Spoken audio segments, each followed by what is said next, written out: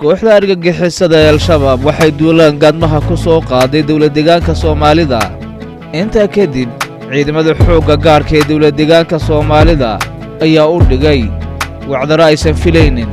Ciidanka xoogga gaarka ee dawlad-deegaanka Soomaalida ayaa intii soo gashay deegaanka ku hareereeyay tuulada Hulhul, halkaasi oo indhaha loogu shiday kooxda argagixisada ah. waxaana lagu burburiyay gaadiidkii iyo dhammaan saanadii ay wateen ee ay rabeen inay ku waxyeeleeyaan bulshada deegaanka Soomaalida.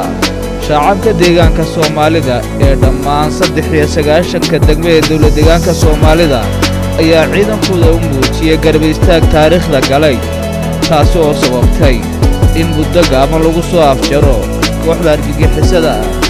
madaxweyne Mustafa Maxamed Cumar, madaxweynaha dawlad-deegaanka Soomaalida ayaa gaadhay aagga lagu ciribtirayo kooxda argagixisada ah, wuxuuna dhiirigelin u sameeyay ciidanka xoogga gaarka ah ee wacdaraha u dhigay argagixisada.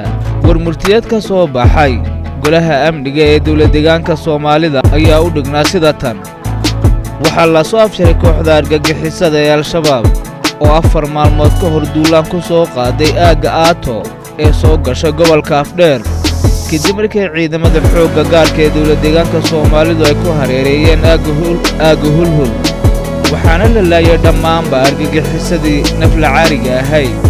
kooxda argagixisada ee Al-Shabaab ayaa ujeeddada iyo damacoodu ahaa inay galaan deegaanka Oroomiya, iyagoo raba inay ka sii gudbaan degmada Ceelkari oo ay ku biiraan xoogagga argagixisada ee yeeshane. argagixisada nafla caariga ah ee Al-Shabaab iyagoo aan gaadhin halkii ay u socdeen ayaa waxaa laga gubay 13 baabuur oo ay wateen, waxaana laga qabtay dhammaanba hubkii iyo isgaarsiintii iyo agabkii kale ay wateen. howlgalka ay ciidamada xoogga gaarka ee dawlad-deegaanka Soomaalidu ay qaadeen 3 maalmoodii u horeysay ayaa waxaa lagu dilay in ka badan 100 xubnood oo ka tirsan argagixisada. guusha ay gaadheen geesida xoogga gaarka ee dawlad-deegaanka Soomaalida iyo in la soo afjaro howlgalka waxaa qayb libaax ka qaatay shacabka deegaanka Soomaalida oo ciidamada xoogga gaarka ah garab istaag heerkiisu aad u sarreeyay u muujiyay, iyagoo ugu deeqay raashin kala duwan, xoolo nool, cabitaanno, lacago iyo weliba dhiig shubeed. sidaa darteed, golaha ammaanka ee dawlad-deegaanka Soomaalidu waxa uu u mahadcelinayaa shacabka deegaanka oo sidii horeba loogu yaqiinay u garab istaagay ciidamadooda. ugu dambayntii, goluhu waxa uu shacabka la wadaagi doonaa xogaha ku saabsan howlgalka ayaa lagu yidhi warbixintan. hoggaanka nabadgelyada ee dawlad-deegaanka Soomaalida mudane Mubashir Dibado ku sugan jiidda hore ayaa bogga Facebookiisa waxa uu ku soo qoray: alla ayaa mahad guud iyo mid gaar ahba leh.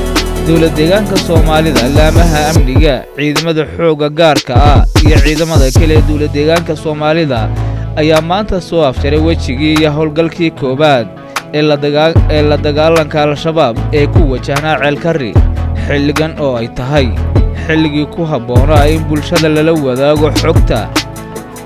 waxaana xilliyada soo socda xogtii iyo macluumaadkii oo dhammaystiran la wadaagi doonaa haykalka loo xilsaaray qaabka iyo hanaanka sare ee wadaninimo iyo difaacidda dhulkeenna, midnimada iyo hal ahaanshaha shacabka muujiyey, halka ficil, halka qowl, halka shucuur, hiilka iyo hooda uu shacabku la garab istaagay dawladda, laamahooda amniga iyo ciidankooda.